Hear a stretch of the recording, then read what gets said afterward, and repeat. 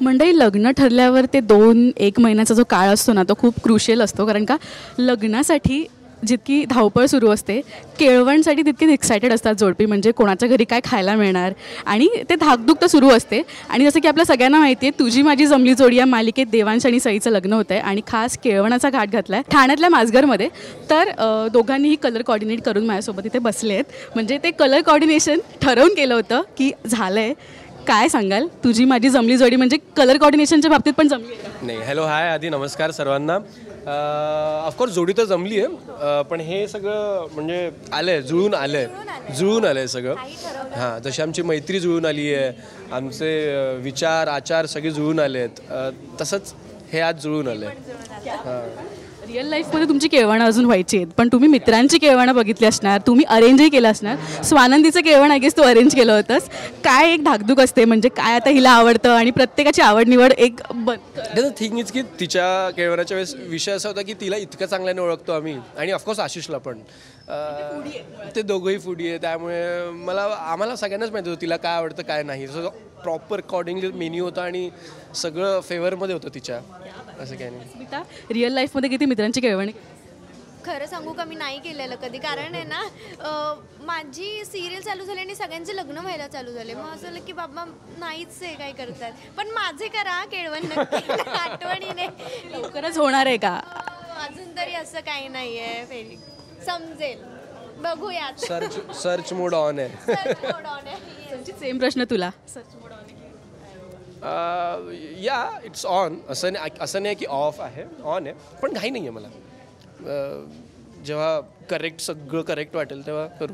असं नाही की नाही, पण असं नाही की चला असं पण नाही आहे. Let's see. या लग्न ठरल्यावर ते 2 महिन्याचा काळ असतो ना मध्ये, तर तिकडे असं असतं की शॉपिंग पण करायची आहे बाबा, सगळं बघायचं आहे. पण केळवण म्हटलं की स्केड्यूल प्लॅन करावं लागतं. आता संडे मला फ्री आहे, हा फ्री आहे. मालिकेत काय बघायला मिळणार आहे, कारण का जरा वेगळ्याच स्टाईलमध्ये हे लग्न होणार आहे. हो. यार, खूप वेगळ्या लेवलचा ड्रामा आहे, लग्नात. कारण की ऑफकोर्स जसं आता ऑडियन्सला माहिती आहे की माझं लग्न मुळात जुळलं आहे अंजली बरोबर, म्हणजे हिच्या बहिणीबरोबर. आणि आता आम्ही केळवण करतोय, म्हणजे चल क्या रहा है, कुछ तो गडबड आहे. सो ती काय गडबड आहे ते तुम्हाला बघायला लागणार आहे. कारण सिरियसली सांगतोय, आम्हाला शूट करायला खूप मजा आली. खूप अमेझिंग सिक्वेन्स होता. आणि जसं मी जेन्युअनली सांगतो, प्रत्येक सीन नंतर काहीतरी खूप इंटरेस्टिंग आणि खूप असा इन्व्हॉल्विंग ड्रामा आहे जो लोकांना एंगेज करणार आहे आणि मजा येणार आहे खूप.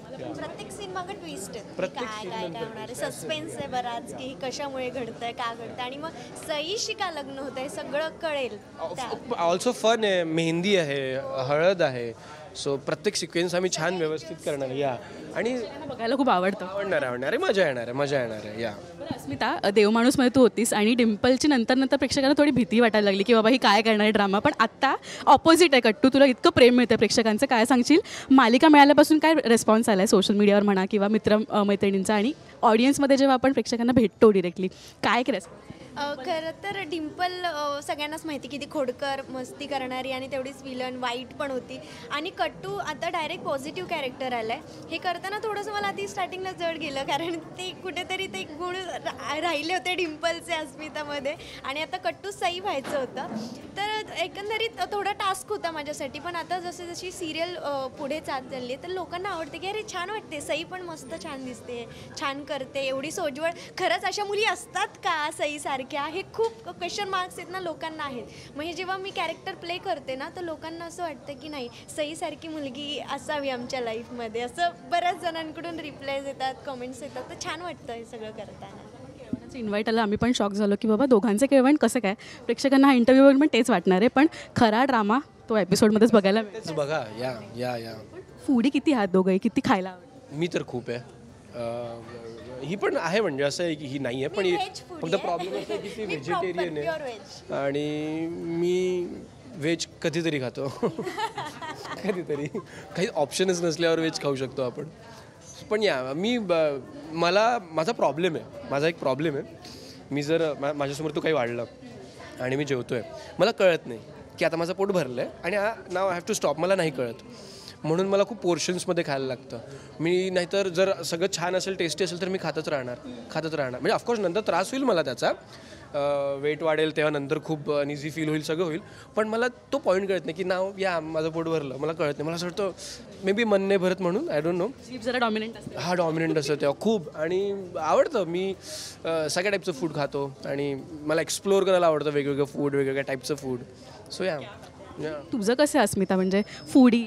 फूड आहे, मला स्वीट वगैरे हे खूपच आवडतं. पण व्हेजमध्ये जे काही असेल ना नवीन नवीन ट्राय तर मी नक्कीच करते. पनीर कढाई, नाही, पालक व्हेजमध्ये पनीर, भरपूर varieties असतात. मटर पनीर, व्हेजमध्ये खूप व्हरायटीज आहे. खूप व्हेरायटी आहे. पालक पनीर, कढाई पनीर. अरे यार तुमच्याकडे एवढं मेनू अच्छा ठीक आहे. Mix veg, okay. अजिबात नाही. ऑथेंटिक व्हेज किती सुंदर आणि मस्त लागतं. तुला पिठलं भाकरी आवडत नाही संचित? आवडतं मला सगळंच आवडतं. मला खायचं सगळं. की ऑप्शन म्हणून मी कधीतरी व्हेज खातो, पण व्हेज मध्ये खूप खूप variety. जे मला एक्सप्लोर करायला आवडतात आणि मी एन्जॉय करते. पण एक आहे हा आणि task असतो याच्यासाठी बऱ्याच वेळा जेव्हा आम्ही सोबत असतो की त्याला व्हेज आणि नाही पण मी खातो असं काही नाही. आणि ती खूप छान छान डबे आणते व्हेजचे. या खूप छान छान काही काही बनवून. काय आणलं तू, कुठली वडी? मध्ये मी मासवडी हा मासवडी. आणि खूप उत्तम मस्त बनवली. की आता ह्यामुळे मला असं वाटतं यावं एकदा सेटवर आणि लंच एन्जॉय करावा तुमच्यासोबत. बरं, आता प्रेक्षक लग्नाचे सीन्स हे सगळ्यासाठी उत्सुक असतात, पण मेन त्यांना उत्सुकता असते ना उखाण्यांची. ओके, तो आता मालिकेत जो काही ड्रामा घडणार असेल, पण आम्हाला उखाणा ऐकायचा आहे.